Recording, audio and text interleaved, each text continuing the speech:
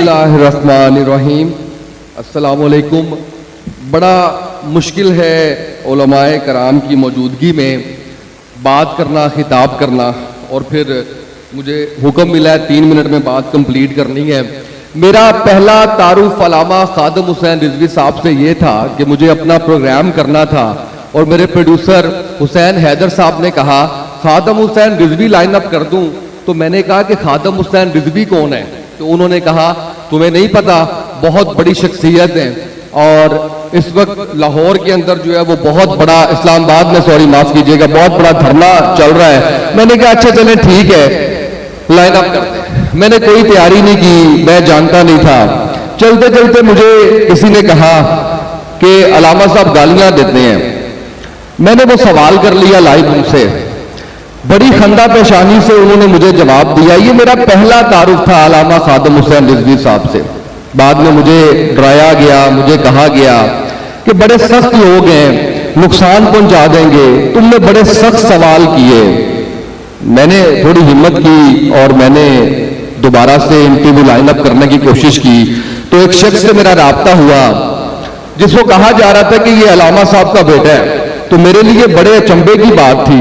मैंने उनका नाम सेव किया, साद सन खादिम हुसैन रिजवी। आज भी यही है इजाजत से साद भाई की कि ये नाम मैं चेंज नहीं करना चाहता अपने मोबाइल में। तो मेरे लिए बड़े अचंभे की बात थी कि ऐसा भी होता है, किसी भी मजहबी जमात, किसी भी सियासी जमात के लीडर के बेटे का नंबर भी ऐसे मिल जाता है। यानी मैं अगर कहूं कि जरदारी का इंटरव्यू करना है तो बिलावल भुट्टो से बात होगी, मेरी सवाल ही पैदा नहीं होता। तो मेरा जो पहला तारुफ साद भाई से था, वो इंटरव्यू का टाइम हुआ, मैं आया तो मैं डर रहा था कि यार कोई यहां से मुझे मार ना दे, मैंने शायद कोई सवाल कैसा कर दिया है।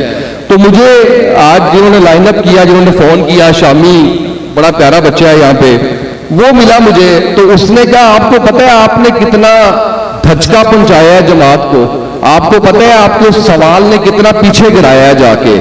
मैंने कहा अच्छा, तो ये मैं शरारत के मूड में था तब भी। मैंने कहा अच्छा कुछ नहीं कहते, ये वैसे ही डराया गया मुझे। ये सारी बात करने का मकसद ये है कि इमेज, परसेप्शन और रियलिटी बड़ी मुख्तलिफ होती है। आज अभी मेरे साथ बिलाल आए हुए हैं, मेरे साथ शोएब बदन आए हुए हैं। शोएब बदन बड़ी अच्छी पॉडकास्ट कर रहे हैं। मैंने कहा मैं तुम्हें दिखाता हूं ये कौन लोग हैं। तो उन्होंने मुझे कहा कि आप क्या बात करेंगे इनमें। मैंने भी काफी कोशिश की तैयारी करूं, सुबह सुबह स्पीच लिखवाई। फिर मैंने कहा नहीं, ये दिल से बोलने वाली बातें हैं, दिल से करते हैं। तो मैं आपसे जो गुजारिश करने जा रहा हूं या जो बात करने जा रहा हूं वो ये है कि मीडिया जिस तरह से काम करता है वो मैंने आपको बता दिया है। उसके बाद मैंने जब वो दूसरी मुलाकात में बाबा जी का इंटरव्यू किया तो सारे सवाल मैंने किए। मैंने ये भी कहा कि मैं रिसर्च करके नहीं आया था, आपने तो कभी गाली नहीं दी थी। उन्होंने बड़ी खंदा पेशानी से उसको भी कबूल किया। फिर उस खैमे में मैं काफी अरसा बैठा रहा और सिर्फ एक ही चीज थी निस्बत की, वो नबी पाक सल्लल्लाहु अलैहि वसल्लम की जात थी। और अल्लामा खादम हुसैन रिजवी साहब ना तो किसी मिल के मालिक थे, ना बादशाह थे, ना कोई बहुत ही अरबपति खरबपति थे, लेकिन आज जो कुछ उन्होंने कमाया है, जो कुछ आज हम देख रहे हैं, अगर मैं उसकी बात करूं तो उसके अंदर अल्लामा साहब ने अपने आप को एक सच्चा आशिक रसूल सल्लल्लाहु अलैहि वसल्लम अपने आप को साबित किया है। ये हम सबकी बदकिस्मती कि उनकी जिंदगी में उनको नहीं पहचान सके। मैंने छाना फटका, मैंने बाबा जी से कहा, मैंने कहा कौन खाना खिला रहा है, अभी मैं लंगर करके आ रहा हूं। मैंने कहा ये कौन फंडिंग कर रहा है आपको। एक शख्स आया, उसने ऐसे पैसे रखे, उन्होंने कहा बाबा जी ये लंगर के लिए, बाबा जी ये सिक्योरिटी के लिए, ये फ्ला इंतजामात के लिए। तो ये वो चीज थी जिसने मुझे करीब करते चले गए। और मुझे सर आपने 3 मिनट कहा है, मुझे सिर्फ 2 मिनट और चाहिए होंगे। मैं बड़ी इंपॉर्टेंट बात और भी करना चाह रहा हूं, वो ये है कि अभी मैं पीछे अभी मुझे उन्होंने कहा, मीडिया ने रोका, आपके मीडिया ने, उन्होंने कहा आपने पॉडकास्ट की है साद भाई के साथ, एक सवाल मैं भी आपसे करना चाहता हूं जैसा आपने सवाल किया था। 4 में से एक को चुने, एक नाम लिया साद हुसैन रिजवी, एक नाम लिया नवाज शरीफ, एक लिया जरदारी और एक लिया मरियम नवाज। तो मैंने कहा सवाल ही गलत है, साद हुसैन रिजवी तो मेरा भाई है, उसका तो नाम जब आ जाएगा तो मैं बाइस्ड हो जाऊंगा, मेरी बात ही जो है वो उधर खत्म हो जाएगी। तो ये जो अक्स है बाबा जी का, और जिस तरीके से साद भाई ने इस तंजीम को, इस जमात को दिन रात मेहनत करके आज जिस डायरेक्शन में लेके जा रहे हैं, उसके ऊपर कोई सवाल नहीं उठा सकता, कोई बात नहीं कर सकता।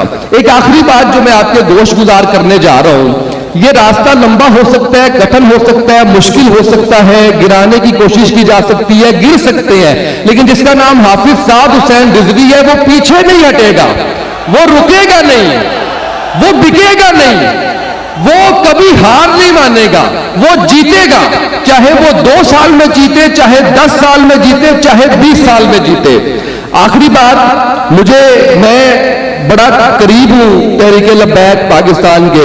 किसी ने मुझे कहा कि आप सेक्रेटरी इत्तलात हैं, किसी ने कहा आप पेरोल पे हैं। मेरे एक दोस्त हैं, बड़े अखबार में लिखते हैं, उनकी फोन आया मुझे, कहते हैं तुमने हमारी नाक कटवा दी है मुआशरे में। मैंने कहा अच्छा क्या हुआ है?